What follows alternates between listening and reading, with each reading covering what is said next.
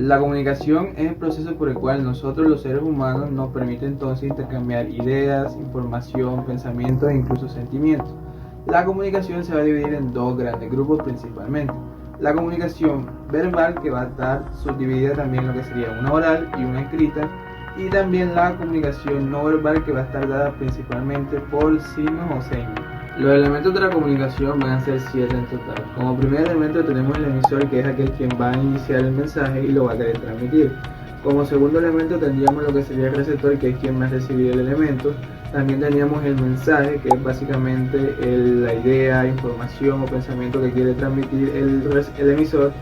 Tendríamos también lo que sería el canal, que básicamente es el medio, ya sea físico o virtual, por donde el mensaje va a ser transmitido. Tendríamos también lo que sería el contexto, que es la situación en donde se quiere transmitir el mensaje.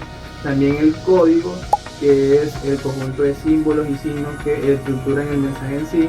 Y tendríamos lo que sería la retroalimentación, que es básicamente la respuesta que da el receptor al emisor. Y como último tendríamos lo que serían los componentes de la comunicación, o también conocidos como elementos. Tendríamos de tres tipos. Los elementos lingüísticos, que realmente son todos los relacionados con el lenguaje verbal en sí, como por ejemplo las palabras, frases o estructuras gramaticales que usamos para formar el mensaje en sí. Tendríamos también lo que serían los elementos paralingüísticos, que son todos aquellos elementos que acompañan a lo que serían los elementos lingüísticos, que directamente no hacen parte del lenguaje, pero sí permiten modificarlo o enfatizar el mensaje en sí, como por ejemplo el tono de la voz, la variación entre el volumen, etc. Y por último tendríamos lo que serían los elementos extralingüísticos, que son todos aquellos que, como su nombre lo indica, no hacen parte del lenguaje verbal. Y por ejemplo tendríamos lo que serían las expresiones faciales, los gestos y los movimientos corporales. Hola, ¿cómo están? Como vieron anteriormente la introducción presentada por nuestro compañero, hicimos 3 entrevistas donde logramos sacar una conclusión que le mostraremos a continuación. Hola Luz, bienvenida, ¿cómo estás? Muy bien, gracias por la invitación. Vamos a comenzar. ¿Qué piensas tú sobre cómo influye el contexto en la interpretación de un mensaje? Bueno, el contexto es muy crucial en una interpretación de un mensaje.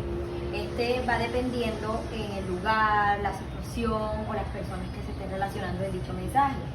¿Por qué? Porque un mismo mensaje puede ser visto de diferentes maneras, dependiendo el lugar. Por ejemplo, en un contexto informal, un mensaje puede ser visto de manera chistosa, jocosa, y en un contexto profesional este podría verse inapropiado. Entonces ahí se va influyendo el contexto. Muchas gracias. De nada. Mi nombre es Jesús David Barreiro y estamos con Sebastián. Sebastián. ¿Puedes darnos un ejemplo de cómo los elementos paralingüísticos cambian la interpretación de un mensaje?